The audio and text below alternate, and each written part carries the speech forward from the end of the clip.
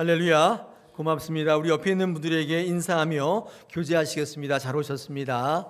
반갑습니다. 할렐루야. 고맙습니다. 다사랑교회 오신 거를 환영합니다. 예배할 때에 하나님의 은혜와 성령의 만지심이 있으시기를 축복합니다. 할렐루야. 인간 김동호 목사의 소리로 듣지 마시고 하나님께서 말씀하시는 것으로 들을 수 있도록 성령께서 이 시간 주장하시기를 원합니다. 우리가 9월달 들어서 주일 예배 말씀의 주제를 하나님이 기뻐하시는 교회 이렇게 정하고 오늘 세 번째 시간인데, 오늘 세 번째 교회를 지탱하게 하는 두 기둥이라는 제목을 가지고 말씀을 나누겠습니다. 이 말씀을 통해서 여러분 한 분 한 분이 다 교회 되시기를 축복합니다. 자, 오늘 본문의 배경은요, 구약의 유대교의 배경이기 때문에 성전을 이야기하고 있습니다. 우리가 신앙생활할 때 성전과 교회를 혼용해서 쓰는데 많은 분들이 조금 헷갈려하는 것 같습니다. 성전은 구약의 유대교의 제사하는 개념이고, 교회는 예수님 시대에 지나서 현재 예수님을 주로 믿는 사람들이 모임이에요. 교회입니다. 그렇기 때문에 서로 다른 것처럼 보이지만, 유대교의 배경이고 기독교의 배경이기 때문에 다른 것처럼 보이지만 다르지 않습니다. 왜냐하면 하나님께서 기뻐하시는 성전 되시는, 성전 되게 하는 그 모습에서 우리는 하나님이 받기 원하시는 진정한 교회의 모습을 찾아볼 수 있기 때문입니다. 왜냐하면 하나님이 원하시는 성전됨의 원리와 하나님이 원하시는 교회됨의 원리가 같기 때문이에요. 시대적인 배경이 약간 다른데 같습니다. 그러니까 구약의 유대교의 배경의 성전됨의 원리와 어떤 게 진짜 성전이냐, 또 오늘날 우리 기독교 상황 속에서의 교회됨의 원리와 진정한 교회됨의 원리와 똑같습니다. 똑같기 때문에 저는 오늘 주시는 말씀을 통해서 하나님께서 기뻐하시는 교회의 모습이 어떤 것인지를 한번 같이 찾아보고자 합니다. 올해는 저희 다사랑교회가 창립된 지 29주년이 되었습니다. 오늘 다사랑교회를 통해서 하나님께서 기뻐하시는 성전의 모습은 어떤 모습일까? 오늘 같이 말씀을 나누겠습니다. 여러분, 성전은요, 예전에 구약의 성전은 하나님께서 건물을 세우시고 그 안에서 하나님의 말씀을 증거하고 제사를 지내면서 하나님이 드러나기를 원하셨는데, 유대 백성들이 그 사명을 잘 감당하지 못해서 하나님은 구약의 이 성전을 폐하셨어요. 멸하셨어요. 다 무너뜨리셨어요. 그 이후에 하나님께서 예수님을 통하여서 성전을 대신하게 했습니다. 요한복음 19장, 20장, 21장, 21절 한번 제가 읽어보겠습니다. 화면 보여주세요. 예수께서 대답하여 이르시되 너희가 이 성전을 헐라 내가 사흘 동안에 일으키리라. 유대인들이 이르되 이 성전은 46년 동안에 지었거늘 네가 3일 동안에 일으키겠느냐 하더라. 그러나 예수는 성전된 자기 육체를 가리켜 말씀하신 것이라. 이게 무슨 말이냐면, 성전이 제 역할을 못하니까 다 무너뜨리시고 예수님이 부활하셔서 3일 만에 부활하셔서 성전 되시겠다, 그 얘기예요. 오늘 21절에 보니까 예수는 성전된 자기 육체를 말씀하신다. 부활한 예수님이 성전 되시겠다는 뜻이겠죠. 여러분, 그렇게 하다가 예수님께서 승천한 이후에 예수님은 하나님을 믿는 성도들, 예수 그리스도를 주로 고백하는 성도들을 성전되게 하시겠다고 말씀했습니다. 성막에서 예수님으로, 그 다음에 성도로 이 교회됨의 변천이 이루어지고 있는데, 화면 보십시오. 고린도전서 3장 16, 17절에 다음과 같이 이야기합니다. 너희는 너희가 하나님의 성전인 것과, 사도 바울이 얘기하는 거죠. 하나님의 성령이 너희 안에 계시는 것을 알지 못하느냐. 누구든지 하나님의 성전을 더럽히면 하나님이 그 사람을 멸하시리라. 하나님의 성전은 거룩하니 너희도 그러하니라. 예수님의 정신을 가장 잘 계승한 사도 바울은 성전을 뭐라고 얘기하냐면 너희들이다, 교회, 성도다, 이렇게 얘기하고 있습니다. 여러분, 그렇기 때문에 우리가 얼마나 기쁜 하나님의 성도가 되느냐가 하나님이 기뻐하시는 성전 되는 것과 같은 얘기겠죠. 오늘 본문을 통해서 진정한 하나님의 성전이 어떤 성전이냐 한번 같이 말씀을 좀 나누겠습니다. 첫 번째, 순종 위에 세워진 교회가 하나님이 기뻐하시는 성전이다, 이렇게 볼 수가 있겠습니다. 우리는 성전 건축에 대해서 레위기나 출애굽기를 통해서 무엇으로 지어야 될지, 어떻게 지어야 될지는 잘 알고 있는데, 근데 어디다가 지어야 될지를 아시는 분은 많지 않아요. 어디다가 지어야 되는가? 한번 생각해 보세요. 그렇지 않나요? 오늘 쭉 읽으셨는데 몇 규빗으로 하고 뭐를 하고 뭐로 금으로 꾸미고 뭐를 달고 이런 것들은 쭉 우리가 배웠는데 어디다가 성전을 지어야 하는지는 들은 바가 별로 없다 그 말이에요. 근데 오늘 역대하 3장에는요 그 말씀을 정확하게 하고 있습니다. 어떻게 말씀하냐면 우리 1절을 한번 같이 읽어보겠습니다. 이런 화면을 보지 말고 성경을 보세요. 3장 1절입니다. 오늘 주시는 본문 시작. 솔로몬이 예루살렘 모리아 산에 여호와의 전 건축하기를 시작하니 그곳은 전에 여호와께서 그의 아버지 다윗에게 나타나신 곳이요 여부스 사람 오르난의 타작 마당에 다윗이 정한 곳이라. 아멘. 여기 분명히 나와 있어요. 성전이 어디다가 지어야 될지를 말씀하고 있어요. 어디라고요? 예루살렘 모리아 산에. 근데 그곳은 하고 또 설명을 하고 있는데 그때 뭐라고 되어 있어요? 여부스 사람 오르난의 타작 마당. 그러면 예루살렘 모리아 산과 여부스 사람 오르난의 타작 마당이 어때요? 같은 곳이에요. 같은 곳. 저 처음 알았어요. 이게 같은 같은 곳이라는 것을 처음 알았어요. 동일 장소입니다. 자, 그렇다면 하나님께서 이 성전을 지어줄 터로 어디를 정했냐면 아브라함이 이삭을 드렸던 모리아산 거기다가 지으라. 또 같은 장소인데 다윗이 정했던 여부스 사람 오르난의 타작 마당 거기다가 지으라고 말씀하신 것입니다. 왜 여기다가 지으라고 했을까요? 의미가 있겠죠. 이런 모리아산은 어떤 곳이냐면 알다시피 하나님이 아브라함에게 내 아들 내 사랑하는 독자 이삭을 번제로 드리라고 명령했던 곳입니다. 거기가 모리아산이잖아요.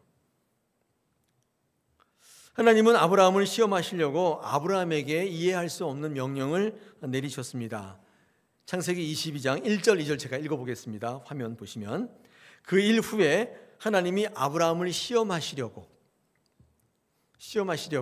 그를 부르시되 아브라함아 하시니 그가 이르되 내가 여기 있나이다. 여호와께서 이르시되 내 사랑하는 독자 이삭을 데리고 모리아 땅으로 가서 내가 내게 일러준 한 산 거기서 그를 번제로 드리라. 이렇게 말씀하시잖아요. 생각해 보세요. 100세 얻은 아들을 번제로 제물로 드리라니 이해되지 않잖아요. 그러나 아브라함은 하나님을 전적으로 신뢰하고 믿었기 때문에 즉시 순종해요. 어떻게 순종했다고요? 즉시 순종해요. 하나님께서 왜 이 땅, 이 모리아 산 그 땅, 아브라함이 이삭을 드리려고 했던 그 땅에다가 성전을 지으려고 했냐? 순종을 보신 거죠. 순종하는 땅에다가 하나님은 교회를 세우시는 거예요. 하나님께서 우리를 시험하십니다. 아브라함을 시험했잖아요. 그때 아브라함이 순종함으로 그것이 영원한 약속이 되고 생명이 되고 복으로 이어지는 것을 확인할 수 있는 곳, 거기가 교회예요. 이해되지 않는 명령인데 아브라함이 잠깐만요 하나님, 그거는 하나님이 잘못 생각하신 거 아니에요? 100세에 주셔놓고는 금방 이렇게 하려고 주신 거예요? 이해가 안 되는데요? 이렇게 자기 주장하는 곳이 아니라 순종을 하는 거죠. 여러분, 순종하시는 분의 마음속에는 뭐가 있어요? 뭐가 있어요? 다 자기 논리 있어요. 없는 거 아닙니다. 순종하는 사람이 바보가 아니에요. 다 있습니다. 그럼에도 불구하고 하나님을 절대 신뢰하기 때문에 나를 내려놓는 거예요. 여러분, 이걸 순종이라고 불러요. 교회를 어디다가 세우시겠다고요? 거기다가. 내 논리, 내 주장, 내 의의가 있는 곳에 교회를 세우는 것이 아니라 하나님의 뜻에 순종하며 아멘하며 하나님을 절대 신뢰. 근데 이해가 제대로 안 돼요. 거기다가 교회를 세우시겠다는 것입니다. 할렐루야. 왜 모리아 산에다가 교회를 짓겠다, 성전을 짓겠다고 했는지 조금 이해할 것 같아요. 오늘날 참된 교회는 시험을 받을 수밖에 없습니다. 왜냐하면 하나님께서 복을 주시기 위한 거예요. 그런데 단 복을 받을 만한가를 먼저 보세요. 그리고 나서 복을 받을 만한가 보시고 합격하면 복을 주세요. 여러분, 이 시험은 그래서 하나님을 향한 절대적인 믿음과 순종으로만 합격할 수 있어요. 우리의 논리와 이해로는 통과할 수 없는 게 바로 하나님의 시험입니다. 복 받을 만한 걸 먼저 보세요. 제가 1부 예배 때 그런 얘기 했어요. 우리나라 대한민국 교육부는 여러분을 전부 서울대 가기를 원하세요. 할렐루야. 왜 아멘 안 하세요? 서울대 안 가고 싶으세요? 다 서울대 가고 싶어 하는데 단 서울대 갈 만한지 시험 봐요. 서울대에서 공부를 할 만한지 시험을 먼저 거친다고요. 여기에 들어야 서울대 가는 거예요. 그렇죠? 아, 그래요? 안 그래요? 아닌가요? 나의 논리, 나의 주장으로 서울대 갈 수 없단 말이죠. 뭐 있어요. 저는요 꼭 서울대 가요. 엄마한테 효도해야 돼요. 뭐 그런 거 있잖아요. 자기 절대적인 주장의 논리가 있는데 그런 것 갖고 못 가요.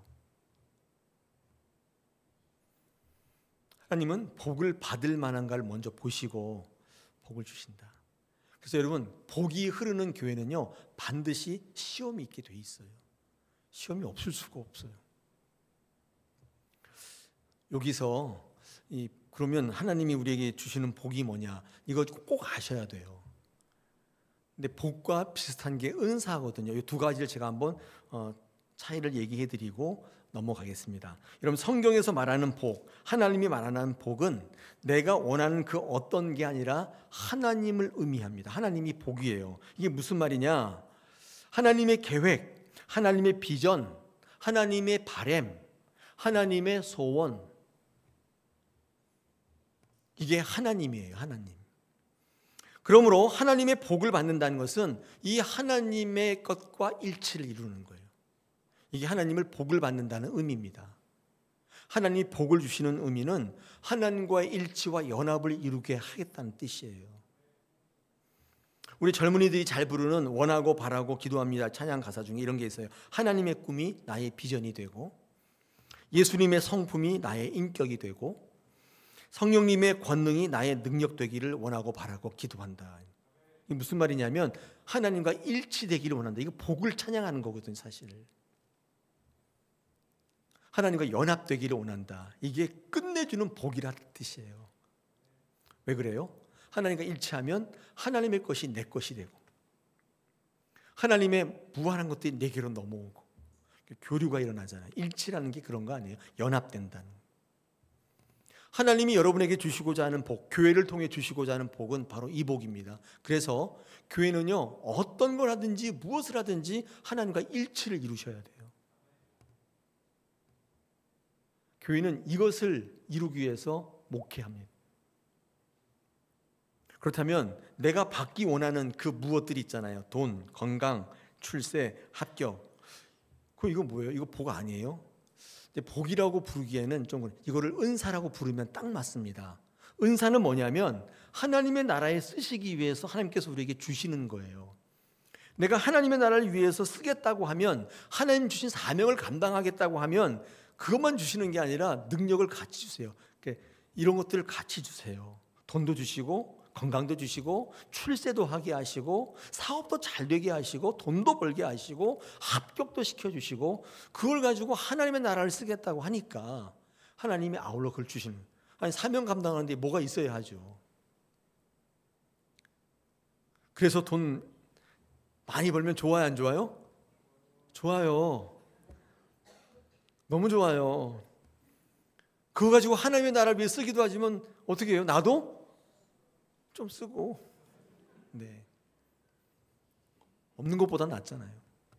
건강 주시면 얼마나 좋아요. 그거 가지고 열심히 하나님의 나라를 하고 나도 열심히 건강하게 살고. 좋아요, 안 좋아요? 좋아요. 그거 어떻게 받아요? 하나님의 나라를 위해서 쓰겠다고, 사용하겠다고 천명하면, 내 모든 것에 기치를 삼으면 하나님께서 그걸 보시고 주신다. 할렐루야. 우리 성도들이 내가 원하는 것을 이루는 방법이 이렇게 받는 거예요. 주님, 저 한번 잘 살아보겠습니다. 뭐 좀 주세요. 제 부모님 때는 못 살았거든요. 그래서 제가 한이 됐어요.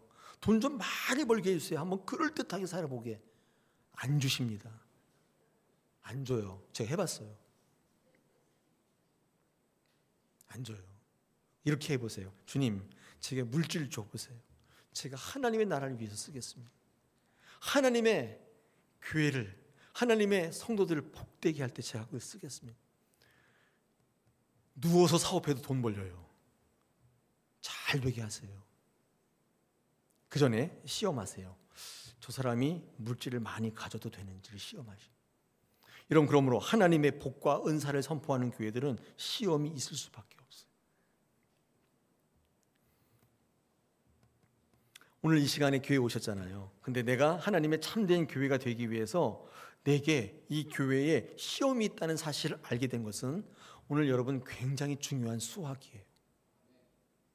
난 교회 가면 잘 되는 줄 알았거든. 아, 그렇구나. 그게 있구나. 큰 수학이라고. 하나님은 나의 독자, 사랑하는 독자 이삭을 드리는 곳 위에다가 성전을 세우기를 원하셨어요. 더 정확히 말씀드리면 이해되지는 않는 하나님의 명령에 전적인 신뢰와 순종하는 성도들을 교회로 세우기를 원하고 계신다고 지금 말씀하는 거예요. 내 가장 귀한 것들을 하나님 앞에 내려놓고 하나님의 비전과 하나님의 꿈과 하나님의 계획에 동의한다고 말하는 그 사람의 터 위에 교회를 세우시겠다는 거예요. 여러분, 우리는 신앙생활할 때 순종 위에, 터 위에 서 있나요? 아니면 내 주장 위에 서 있나요? 내 계획 위에 서 있나요? 그 인생이 확연히 갈라지게 됩니다. 우리는 이 사실 때문에 신앙하는 거예요. 신앙생활할 때 시험이 있을 수 있는데 믿음과 순종으로 합격하시길 바랍니다. 할렐루야, 할렐루야. 옆에 있는 분들에게 합격하시기 바랍니다. 한번 축복해 주시기 바랍니다. 합격하세요. 떨어지지 마세요. 합격하시라고요. 하나님께서 시험하실 때 반드시 붙게 되기를 바랍니다. 결국 아브라함의 믿음과 순종은 여호와의 사자가 나타나서 아브라함을 멈추게 했고, 여기 보니까 수풀에 걸린 준비된 순양을 통해서 번제를 드릴 수 있도록 이끌어 주셨다고요. 아브라함의 믿음과 순종은 어떤 사람들이 잘못 생각하는 것처럼 결코 손해보는 게 아니에요. 안 되는 것처럼 보여도 끝까지 나가면 하나님께서 결과적으로 승리케 하시는 하나님이신 것을 믿으시기를 축복합니다. 이 모리아산은 아브라함의 귀한 아들 이삭 대신에 그래서 준비된 양을 제물로 잡아서 번제를 드리게 했던 곳입니다.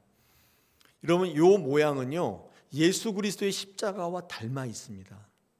그래서 아브라함이 모리아산에서 순종해서 올라갔는데 이삭을 죽이지 않고 제물로 드리지 않고 준비된 순양을 통해 제사를 드리게 한 거, 이거를요 우리 신학자들은 십자가 사건이라고 부릅니다.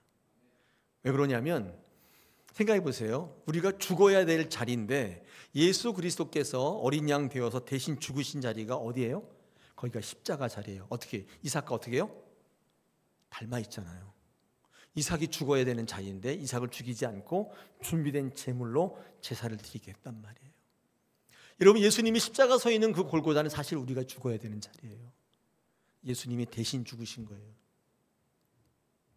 그러므로 모리아산과 이 골고다 언덕은 지리적으로는 다르지만 의미적으로는 똑같은 곳이에요. 그러므로 이 모리아산이 궁극적으로 어떤 곳이냐? 예수 그리스도의 십자가가 세워진 곳이라고 볼 수 있습니다. 하나님이 세우시길 원하는 성전은 뭐예요? 십자가예요. 저와 여러분이 십자가가 되길 원한다 그 말이에요. 십자가 위에 나를 다 내려놓고 자기 십자가 지고 자기를 부인하고, 이게 뭐예요? 이게 순종이잖아요. 순종. 여러분, 우리의 구원의 문제를 푸는 다른 터는 없습니다. 오직 십자가, 오직 예수밖에는 없는 거예요. 예수님의 십자가 위에 여러분의 인생을, 여러분의 신앙을 세워야 합니다. 그래야 교회가 되는 거예요. 거기에만 구원이 있어요. 방법을 달리한다고 되는 문제가 아니에요. 조건을 바꾼다고 되는 일이 아닌 거예요. 교회 안에서의 하나님 만나고 하나님을 발견하고 생명을 얻는 일은 오직 십자가 외에는 방법이 없어요. 여러분, 그래서 참된 제자가 되기 위해서 어떻게 하라고 했다고요? 나를 부인하고 네 십자가를 져야 한다. 우리에게 예수님이 권면하고 있습니다. 그러므로 하나님이 받으시기 원하는 성전은 그리스도 예수와 십자가와 연합하여 내 자아가 죽는 곳, 그곳에, 내 십자가를 지는 곳, 그곳에 하나님은 성전을 세우시겠다고 오늘 말씀해 주셨습니다. 하나님이 기뻐하신 성전은 어디다 세워요? 순종이 있는 곳에 세웁니다. 자, 한 가지 더. 오늘 본문에 모리아산 외에 다른 지명, 똑같은 지명인데 어디를 이야기하셨죠? 예, 여부스 사람 오르난의 타작 마당, 이 다윗이 정한 곳이래요. 여기다가 성전을 세우시겠다는 거잖아요. 근데 여기는 어떤 곳이에요? 하나님께서 도대체 어떤 곳이길래 성전터로 언급을 하시고 계시나?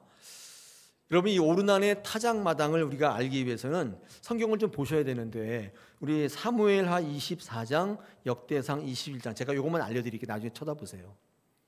여기 어떤 일이 있었냐면 다윗이 왕이 되고 천하통일한 다음에 말년에 전쟁을 치르는데 인구 조사를 해요. 인구 조사가 뭐냐면 내가 가진 병력이 얼마나 있나 세어보는 거예요. 이상한 일이에요? 여러분, 우리나라 병력이 얼마예요? 군대 군인 숫자가 몇 명이에요? 제가 일부 예배 때 물어봤는데 아는 사람 없더라고요. 그만큼 무관심이야. 네.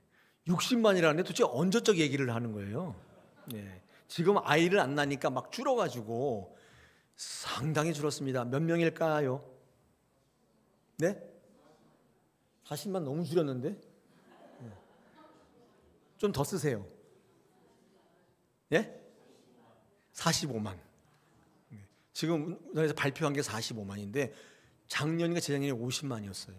근데 5만이 줄었어요. 지금 계속 줄어나가서 나중에는 군대 갈 사람도 없게 생겼어요.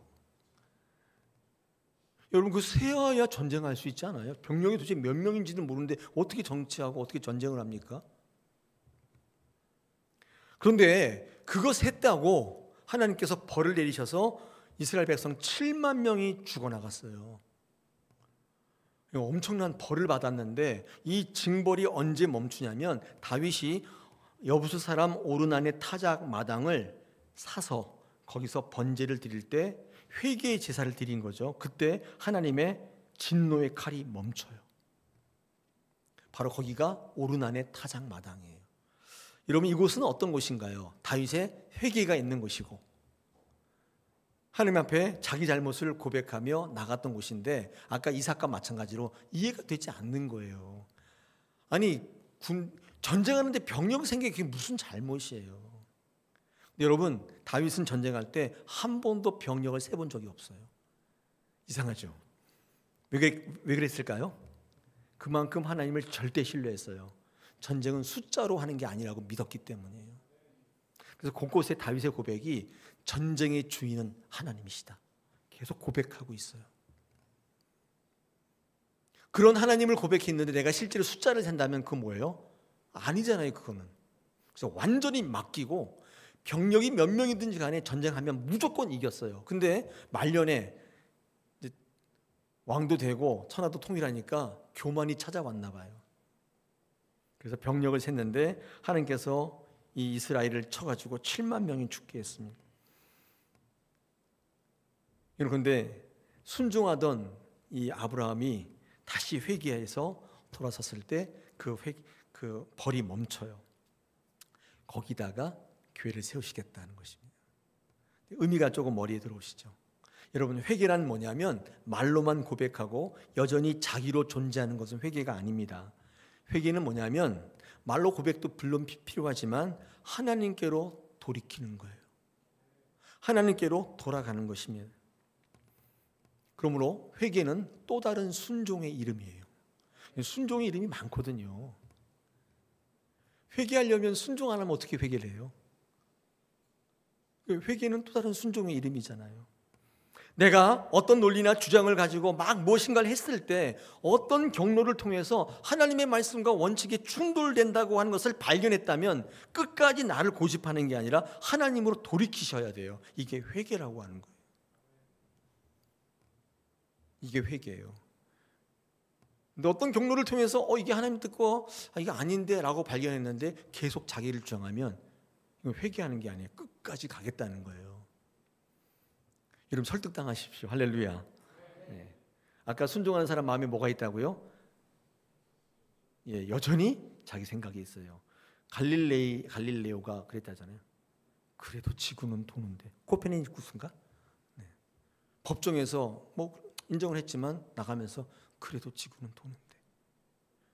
그게 마음에 있잖아요. 순종한다고 해서 그게 다 없어지는 건 아니에요. 그러나 하나님 앞에 내 것을 내려놓는 것입니다. 여러분, 그런데 다윗이 왜 이곳을 지정했느냐? 여기 되게 중요한 의미가 있는데, 회개할 때 제사장 앞에 가서 하면 괜찮은데 지금 어디서 하는 거예요? 여부스 사람 오르난의 타작마당. 이 여부스 사람 오르난은 이방 사람, 여부스라는 게 이방이잖아요. 가나안 족속이거든요. 거기 가서 회개를 하는 거예요. 다시 말해서 거기서 무릎 꿇고 뭐 하는데 이 왕의 체면이, 이 가오가 좀 떨어지지 않아요? 왜 하필 거기 가서 회개를 해요? 골방에서 회개하지. 아니면 제사장 앞에 가서 회개하지. 그러면 창피하지도 않을 거 아니에요. 이방 사람 앞에서 자기 치부를 드러내기로 결정한 거예요. 썩 내키지 않은 일입니다. 여러분, 회개는 이런 겁니다. 그것조차도 드려야 되는데 그것이 뭔지 아세요? 저는 이 본문을 읽을 때 그걸 자존심이라고 보았습니다. 체면 같은 겁니다. 자존심.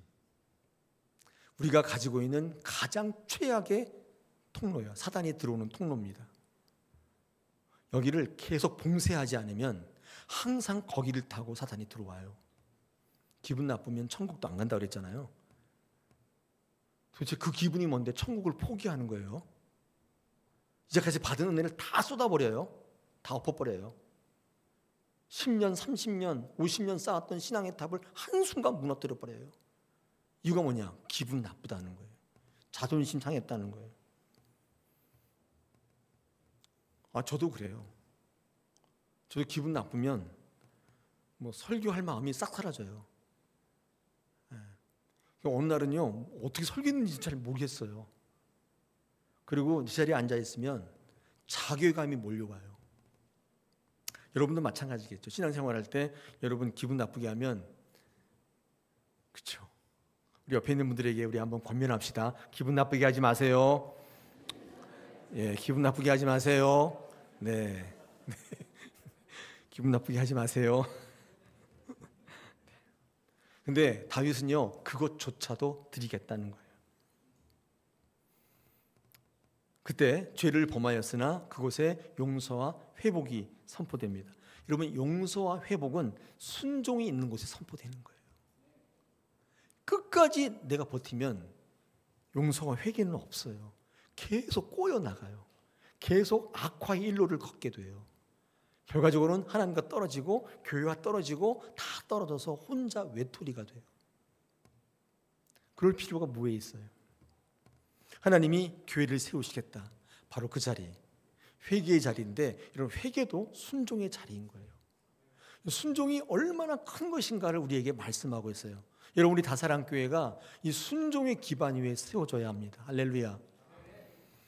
그래야 하나님께서 그거를 통해서 많은 사람들을 주께로 돌리게 하시고 그 마음을 보듬어 주시고 위롭게 하셔서 진짜 자존심 세워가지고 아무것도 아닌 걸로 끝날 그 사람을 다시 이렇게 세워서 천국 시민으로 하나님 나라의 백성으로 삼으시고 그를 이끌어 가신다. 그리고 그게 얼마나 은혜인지를 체험하게 되는 곳, 거기가 바로 교회일 수밖에 없다는 것입니다. 할렐루야. 첫 번째, 하나님이 원하시는 교회를 세우시기 원하는 순종의 터 기억하십시오. 두 번째는요, 하나님이 주인 되는 자리, 하나님이 주관자 되는 자리의 교회입니다. 이거 굉장히 중요해요. 오늘 쭉 나와 있는데 여러분, 성전의 이 모습이 성막의 원칙과 거의 동일해요. 성막을 이렇게 하라, 지성소를 이렇게 다 거의 동일한데 성막의 원칙과 딱 다른 게 하나 딱 있는데 기둥이 있어요. 기둥. 성막에는 기둥이 없거든요. 근데 성전에는 기둥이 있는데, 여러분, 이 기둥이 있는 게 굉장히 특이한 성전의 특징인데, 여러분, 기둥이 어디 있냐면, 원래는 기둥이 어디 있어야 돼요? 건물 안에 밖에? 안에 있어야죠. 그래야 건물이 이렇게 떠받치죠. 근데 이 성전은 이상하게 건물 앞에 있어요. 바깥에 있는 거예요. 특징이에요, 특징. 그러니까 이 기둥은 목적이 뭐예요? 건물을 떠받치려는 목적이 아니죠. 그냥 앞에 있는 거니까 이거 건물을 지탱하려고 하는 그 기둥이 아닌 거예요. 이 기둥의 이름이 뭐라고요? 오른쪽 것은 17절 보세요. 야긴, 또 왼쪽 것은 보아스라고 불렀다고 되어 있습니다. 이 야긴이란 뜻은 뭐냐면 하나님이 세우신다. 그 야긴 밑에 줄을 보세요. 1번 돼 있죠. 맨 밑에 성경 밑에 뭐라고 돼 있어요? 저가 세우신다. 저라니요. 하나님이 세우신다. 그 다음에 보아스 2번 밑에 줄 뭐라고 돼 있어요? 그에게 능력이 있다. 하나님께 능력이 있다. 이 두 기둥의 이름이 야긴과 보아스인데 이름의 뜻이 이렇다는 것입니다. 여러분, 성전 안에 기둥을 세우지 않고 성전 앞에다가 기둥을 세우신 이유가 뭘까요? 성전을 들어올 때마다 보라는 거예요. 이건 전시용이에요. 기둥 무게를 받치는 용이 아니라 전시용이에요. 너희들이 교회가 떠받치는 경우, 교회가 무너지지 않고 서 있는 경우가 어떤 경우인지 분명히 보라는 뜻이에요. 여러분, 우리는요 교회가 망할까 봐 무너질까 봐 걱정하잖아요. 제일 먼저 돈이 없어서 망할 것처럼 얘기하잖아요. 또 사람이 별로 없기 때문에 망할 것처럼 우리는 걱정하지 않습니까? 또한 세상 사람들처럼 살지 못해서 시대에 뒤처져서 망할 것처럼 이야기하시지만 교회는 그런 것 갖고 망하는 게 아니에요. 무너지지 않습니다. 교회가 진짜 무너지는 것은 성도되지 않을 때 무너지는 거예요. 그러니까 사람이 많아도 교회가 무너질 수 있어요. 거기 안에 있는 사람들이 성도가 아니에요. 무너질 수 있어요. 사람이 별로 없어도 한 명 한 명이 일당백으로 다 성도예요. 절대 그 교회는 망하지 않습니다. 교회는 돈이 없어서 사람이 없어서 세상에 뒤처져서 망하는 법이 없어요. 저와 여러분이 성도되지 않고 다른 거 될 때 이 교회는 무너지게 되어 있습니다. 역사적으로 수많은 예들이 있습니다. 자, 그러면 정말 교회되게 하는 기둥 어떤 걸까? 야긴, 하나님이 세우신다는 것입니다. 여러분, 교회가 존속하고 교회를 존재하려면 가장 중요한 기둥이 있는데 하나님이 세우셔야 돼요. 성도는 이 야긴의 하나님을 반드시 발견해야 되고 외쳐야 됩니다. 그래야 진정한 성전 되는 것입니다. 하나님이 세우신다. 할렐루야. 많은 분들이 본인이 하는 줄 알아요. 대표적으로 착각하는 사람이 접니다. 제가 이 교회를 세우는 줄 알아요. 제가 이 교회를 지탱하는 줄 알아요. 바보 천치예요, 제가. 아닙니다. 저는 제가 할 수 없어요. 인간의 아이디어로 할 것처럼 보이지만, 인간의 뛰어난 지략으로 될 것처럼 보이지만 방법으로 되는 게 아닙니다. 하나님이 일하심을 전격적으로 목도하려면 하나님이 하셔야 돼요. 거기가 바로 교회인데 이걸 목도할 수 있어야 돼요. 그럼 하나님이 하기 어떻게 하셔야 돼요? 나는 두 손 놓고 가만히 있으면 되나요? 기대하시라 개봉박두예요. 이거 하면 오늘 시간 넘어갈 것 같아요. 지금 58분이거든요. 여러분, 하나님이 하실 수 있도록 내 자리를 내어드리고, 저는 그래서 우리 고린도전서 15장 10절 한번 찾아보세요. 고린도전서 15장 10절 앞에 되어 있습니까? 화면 보여주세요. 이렇게 되어 있습니다. 여기 이렇게 되어 있어요. 사도 바울이 고백한 거예요. 그러나 내가 나된 것은 하나님의 은혜로 된 것이니 내게 주신 그의 은혜가 헛되지 아니하여 내가 모든 사도보다 더 많이 수고하였으나 내가 한 것이 아니요 오직 나와 함께 하신 하나님의 은혜로라. 고백하는데 여기 중요한 걸 제가 말씀드리려고 그래요. 근데 사도 바울이 어떻게 했다고요? 내가 모든 사도보다 더 많이 수고했대요. 그리고 나서 이루어진 결과가 하나님이 하셨다고 고백하는 거예요. 이게 하나님께 맡기는 거예요. 많은 분들이 하나님께 맡기는 거, 난 아무것도 안 하고 가만히 있으면 하나님이 해주시겠지, 그런 게 아니에요. 사도 바울은 그렇게 하지 않았어요. 어떤 누구보다도 더 열심히 봉사했고, 어떤 누구보다도 더 많이 사역했고, 어떤 누구보다도 더 열심히 설교했지만, 그러나 이렇게 된 것은 다 하나님께서 하셨다. 이 고백인 거예요. 이게 하나님이 하셨다는 정의입니다. 우리 다사랑교회가 그렇게 될 수 있기를 원합니다. 보아스. 하나님 능력이 하나님께 있다. 이것도 굉장히 중요하죠. 우리는요 능력이 없어요. 하나님께 능력이 있어요. 우리가 능력이 있을 필요가 없어요. 하나님 앞에 붙어 있으면 일치를 이루면 하나님의 능력이 넘어와요. 끝내주겠죠. 여러분, 하나님의 백성 되면, 하나님의 자녀 되면 특권을 제가 지난 금요일 날 얘기했거든요. 하나님의 자녀 되면 어떤 특권이 있어요? 내가 세상의 자녀이다가 하나님의 자녀가 됐어요. 어떤 특권이 있어요? 빨리 말해요. 시간 없어요. 네? 뭘 그렇게 망설여요? 하나님의 모든 재산이 내게 되는 거잖아요. 이거 모르세요? 이 간단한 걸? 아버지 재산을 다 물려받잖아요. 하나님이 자녀 되는 게 얼마나 큰 특권인지 아시죠?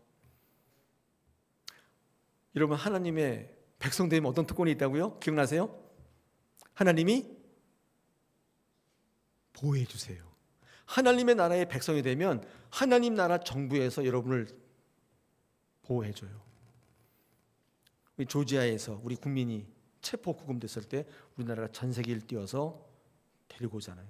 수갑 다 풀고 비행기로 모셔오잖아요. 이런 좋은 나라에 살아야 돼, 그죠? 네. 좋은 나라 살아야 돼. 저는 그거 보면서 말씀드렸지만, 우리나라가 정말 좋아졌구나. 비굴하게 하는 게 아니라 당당하게 수갑 다 풀라고. 그래서 추방이 아니라 자진, 귀국 다 관철시키고 데리고 오잖아요. 하나님의 나라의 백성 되면 사단의 공격으로부터 보호해 주시겠다. 하나님의 나라의 백성 되기 쉽지 않으세요? 하나님 나라처럼 강력한 나라가 없잖아요. 하나님이 능력 있으시다는 거예요. 여러분, 교회 들어올 때 이 앞에 서 있는 두 가지 기둥을 반드시 보셔야 돼요. 내가 하는 게 아니라 하나님이 하시는구나. 내가 능력이 있는 게 아니라 하나님의 능력이 있구나. 하나님이 기뻐하시는 교회의 특징이에요. 오늘도 내가 한번 해볼까? 내 뛰어난 지략을 가지고 경험을 가지고 한번 해볼까? 되지 않습니다. 믿으십시오. 모든 성도들이 예배하며 하나님을 찾아가기 시작할 때 그 교회가 일어나기 시작하는 걸 보게 돼요. 우리 다사랑교회는 이렇게 하나님 세우시는 가장 기뻐하시는 교회 될 수 있기를 원합니다.